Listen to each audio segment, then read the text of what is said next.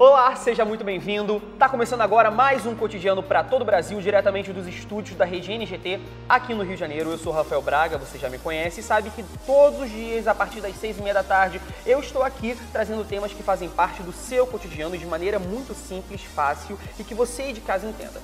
Quer mandar sugestões? Aqui ó, comunicação@redengt.com.br, que a nossa produção vai ver o seu e-mail, vai buscar o seu entrevistado, ele vai vir aqui para o nosso palco e, claro, tirar todas as dúvidas que fazem parte do seu cotidiano. E hoje eu recebo uma visita ilustre que vai tratar de um tema que com certeza faz parte do cotidiano de alguém da sua casa. E pode ser até seu mesmo, meu querido telespectador. Eu recebo hoje o Felipe Alves Rodrigues, advogado. Felipe, muito obrigado pela sua presença. E hoje nós vamos conversar sobre um pouco do direito do trabalhador. Isso é muito falado, as pessoas comentam bastante, falam que tem direitos, mas na realidade, Felipe, posso estar enganado, mas eu acho que elas não sabem quais são os direitos dela. O que ocorre é o seguinte: o trabalhador, geralmente ele está numa relação, num vínculo trabalhista, mas ele não se prepara para ir para esse vínculo. Por que eu digo isso? A Constituição Federal, ela origina todos os direitos no Brasil. E no artigo 7º e no artigo 8º, ali estão os direitos mínimos do trabalhador, bem como também a ideia de projetar uma lei, como é a CLT, a Consolidação das Leis Trabalhistas, para que o trabalhador possa saber o que ele tem direito ao entrar numa relação e ao sair dela, né? Bem como também quais são os seus direitos diante do desenvolvimento daquele vínculo trabalhista. Mas eu pergunto, Rafael, qual é o trabalhador que já teve a oportunidade de ler esses dois artigos da CLT, bem como também a própria Constituição? É raro aquele que se prepara, que entende, né, qual é a origem do vínculo, bem como também, né, os seus direitos, no caso, por exemplo, de uma rescisão. É isso que eu ia te perguntar, Felipe. Por que o brasileiro, o nosso povo, tem tanta dificuldade em querer se importar ou querer procurar saber sobre algo que faz parte do cotidiano dele de uma forma tão impactante? No sentido de as pessoas, por exemplo, e eu tenho certeza que você aí de casa, quero que você seja sincero, quantas vezes você já foi no site de pesquisa procurar saber seus direitos? Porque muitas pessoas, às vezes, eu conheço pessoas, por exemplo, que nunca utilizaram dos direitos do trabalhador de uma forma tão direta, assim. Então tem muita gente que não sabe por que isso. É falta de interesse? Eu acredito que não, Rafael. Eu poderia elencar pelo menos 3 motivos para isso ocorrer. O primeiro é educacional. As pessoas, devido ao seu esforço de sobrevivência, infelizmente no Brasil, a maioria das pessoas trabalha muitas horas, tem longas jornadas de trabalho, somado a isso, tem o seu esforço de chegar ao trabalho, bem como também de voltar para a sua residência. São longas jornadas. Sem dúvidas. Nos transportes públicos. Isso consome tempo, energia e faz com que o trabalhador, ao sair do seu trabalho, ele não queira investir mais, né, em educação e outras ajudas, como essa busca de informação, que lhe traria imensos benefícios. Então eu acho que tem esse fator da educação. Somado a isso, nós temos também o medo. É isso que eu ia te perguntar. É isso que eu ia te perguntar no sentido de a crise, por exemplo, onde todo mundo está sendo demitido. As empresas estão em massa eliminando, infelizmente, milhares de profissionais todos os dias. As pessoas não têm medo de procurar saber o que elas têm direito, ver lá que elas estão perdendo um monte de coisa e, se for reclamar, corre o risco de ser demitido?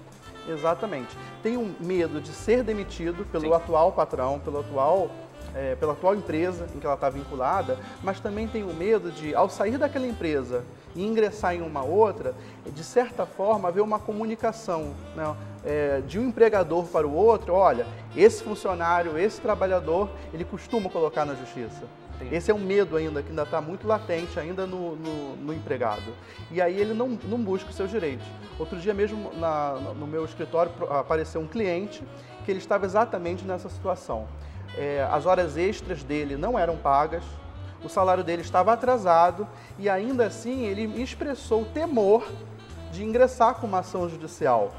O temor de ficar desempregado e de, naquele nicho comercial, naquele ramo comercial, ele não conseguir mais ingressar novamente. Até que ponto, perante a lei, você falando que o funcionário ele tem medo de reclamar e acabar sendo taxado negativamente, até que ponto o empregado, o funcionário de uma empresa, ele pode perder com isso? No sentido de, vamos supor, eu sou funcionário de uma empresa, eu amo aquilo que eu faço, mas só que eu tô ralando pra caramba, não estão me pagando hora extra, estão atrasando meu salário, mas eu não reclamo. Qual é o ponto em que isso pode prejudicar a mim como trabalhador? De diversas formas. O que ocorre muitas vezes é que, principalmente no setor de comércio e serviços, é que o empregado geralmente ele não tem anotação na sua carteira de trabalho. Isso o prejudica de inúmeras formas. Prejudica primeiramente no cômputo, para que no futuro ele se aposente, né? Ou seja, ele pode ali estar trabalhando, mas isso não ser contado para a Previdência e no futuro ele ter problemas ao ingressar, né, com pedido de aposentadoria.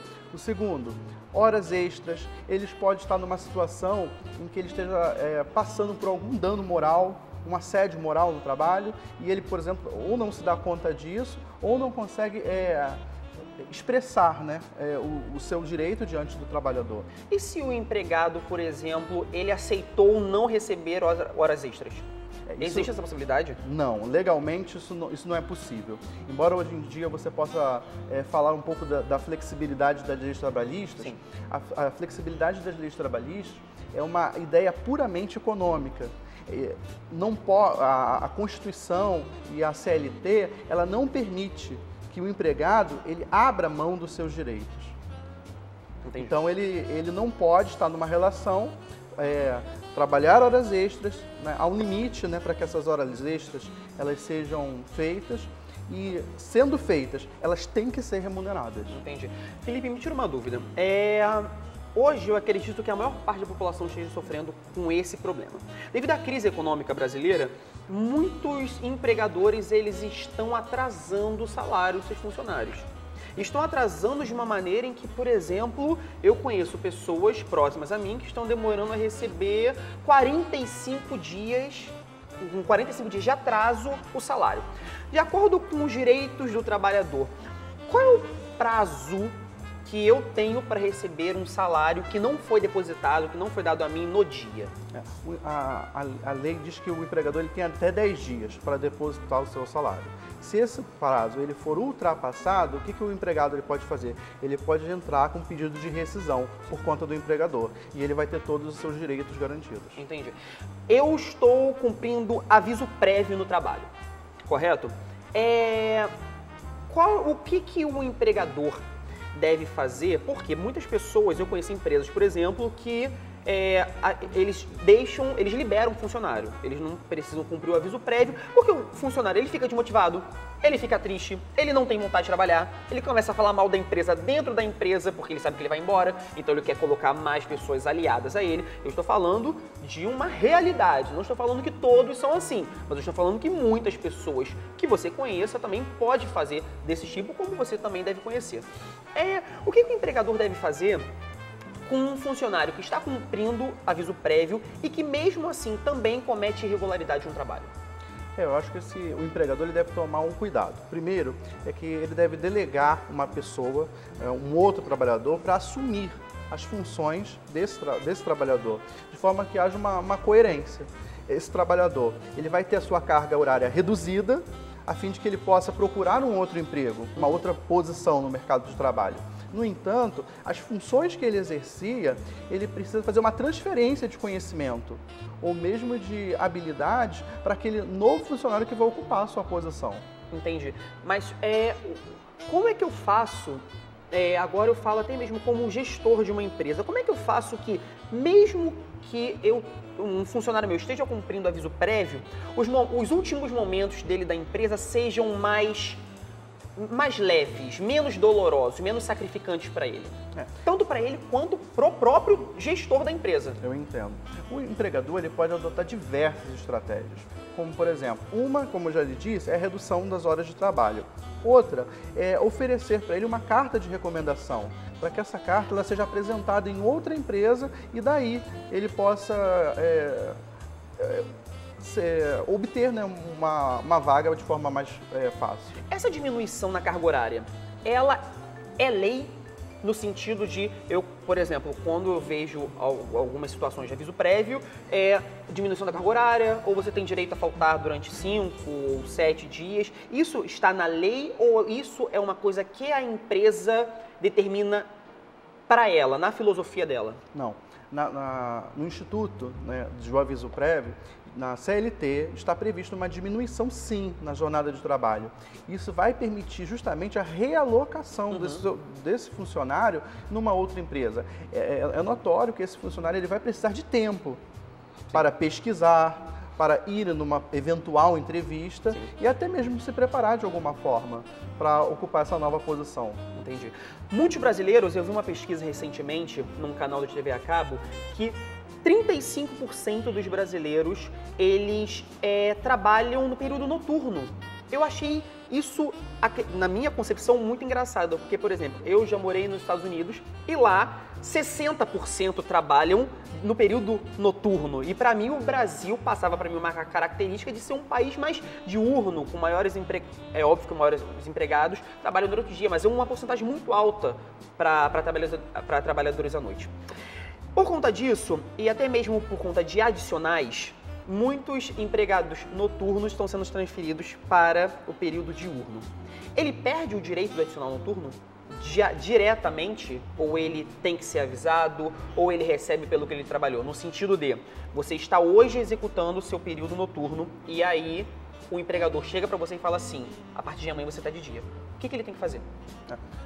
O adicional noturno é uma complementação do salário.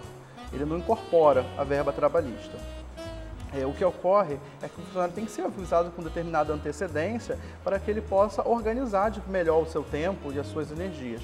No entanto, passado muito tempo no desempenhar dessa função à noite, esse adicional, ele passa sim a incorporar o salário do trabalhador. Passa a incorporar. Então, para você aí de casa, fique ligado, fique atento no que pode estar acontecendo no seu dia a dia, no seu cotidiano, que você não tenha noção e você pode estar aceitando diversas determinações em que você está perdendo completamente seus direitos. Eu vou para um rápido intervalo comercial, só que na volta a gente vai falar sobre jornada de trabalho. Existe um grande mito para descobrir. Qual é a duração da jornada de trabalho?